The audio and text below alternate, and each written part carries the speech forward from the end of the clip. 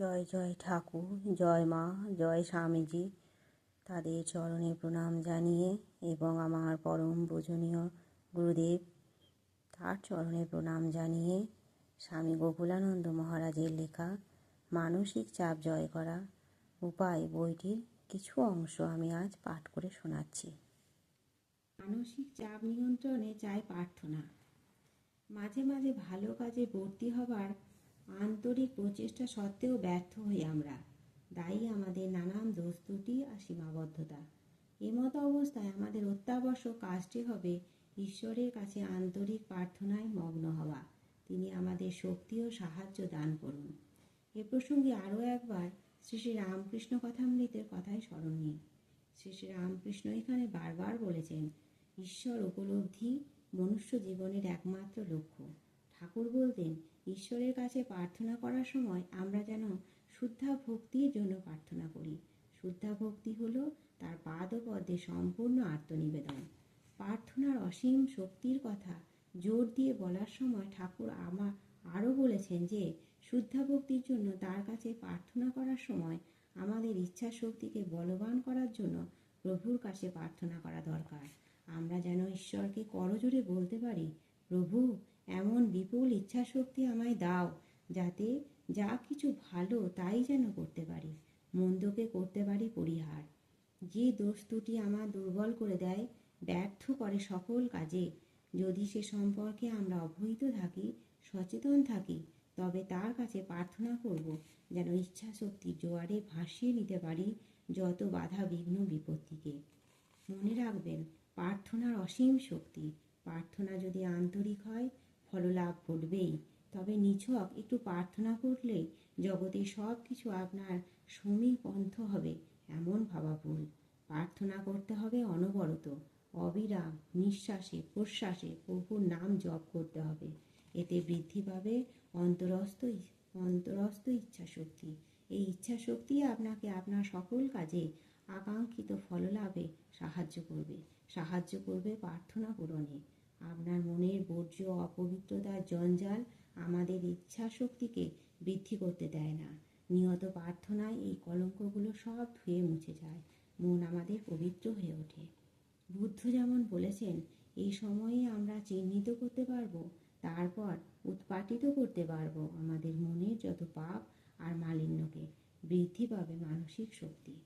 প্রার্থনা করার সাথে সাথে আরও একটা কাজ আমাদের করতে হবে।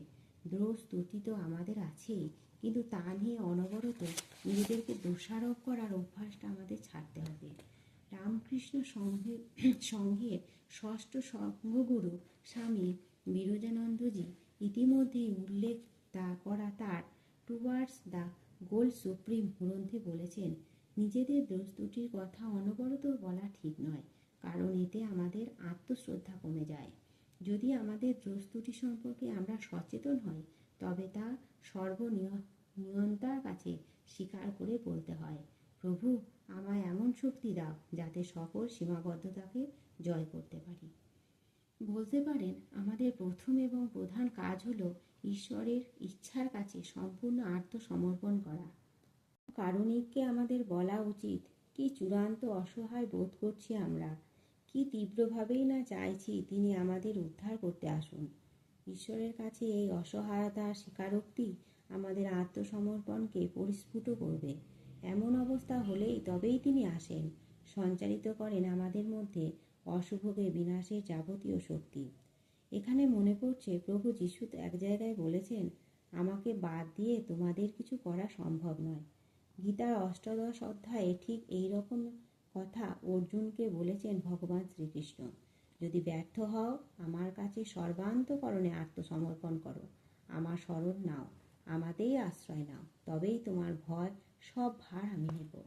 এভাবে হতাশাকে আশায় পরিণত করতে, মানসিক চাপকে মানসিক শক্তিতে পরিণত করতে আমাদের উচিত আত্মবিশ্লেষণ ও আত্মদর্শনের পথ অনুসরণ করা। সময়ে সময়ে উচিত আপন অন্তরের কথা কথোপকথন করা। এটি প্রার্থনার একটা রূপ। নিজের সাথে সত্যিকারের বোঝাবুঝি আমাদের হত আশাকে পুনঃ জাগরিত করে। জীবনের উদ্দেশ্য স্পষ্ট হয়ে ওঠে আমাদের কাছে। জীবনের উদ্দেশ্যকে আপনি দুটি শ্রেণীতে ভাগ করতে পারেন। প্রথম, এক, আপাত বা আপেক্ষিক উদ্দেশ্য, আর দুই, চূড়ান্ত বা পরম উদ্দেশ্য। জাগতিক সাফল্য, যেমন ধরুন কোনো বিশেষ পেশায় উৎকর্ষ, এই প্রথম শ্রেণীর অন্তর্ভুক্ত। এরপর প্রশ্ন আসে, জীবনে আমাদের কোনো পরম লক্ষ্য আছে কিনা।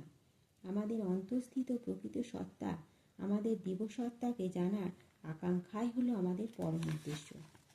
দোষ, ত্রুটি, সীমাবদ্ধতা আর অপূর্ণতায় ঠাসা এই জৈবিক সত্তাকে ছাড়িয়ে যদি জীবনের উচ্চতার মাত্রাকে উপলব্ধি করা যায়, তবে সেই উপলব্ধি আমাদের অসাধারণ শক্তি জাগায়। আমাদের জানায় যে আমাদের মধ্যে এক দিব্য অনন্ত সত্তা উপস্থিত। কঠোর আত্মবিশ্লেষণ আর গভীর অন্তর্দর্শনের মধ্য দিয়ে যখন আমরা আপন সত্তার মুখোমুখি হই, তখন আমরা বেঁচে থাকার উদ্দেশ্য আর অর্থ সম্পর্কে প্রশ্নে প্রশ্নে জর্জরিত হই, ভীষণভাবে চিন্তিত হয়ে উঠি জীবনের উদ্দেশ্য নিয়ে। যেমন ধরুন, কম্পিউটার ইঞ্জিনিয়ার মাসে হয়তো 50,000 টাকা রোজগার করেন এবং তার লক্ষ্য আরও বেশি উপার্জন। এটা হলো আপেক্ষিক বা আপাত লক্ষ্য, এবং শেষ পর্যন্ত এই লক্ষ্যে আমাদের সুখী করতে পারে না। লাখ লাখ টাকা রোজগারের পরেও যদি আমরা মনকে প্রশিক্ষিত না করতে শিখি, সব উপার্জনই বিফলে যাবে। আর মানসিক চাপের থাবায় আমরা বিধ্বস্ত হব। অন্তঃসাগরে ডুব দেওয়াই এক্ষেত্রে একমাত্র সমাধান। আমাদের মধ্যস্থিত অসীম তাৎপর্যময় অন্তঃসত্ত্বার উপলব্ধি আমাদের লক্ষ্য হওয়া উচিত।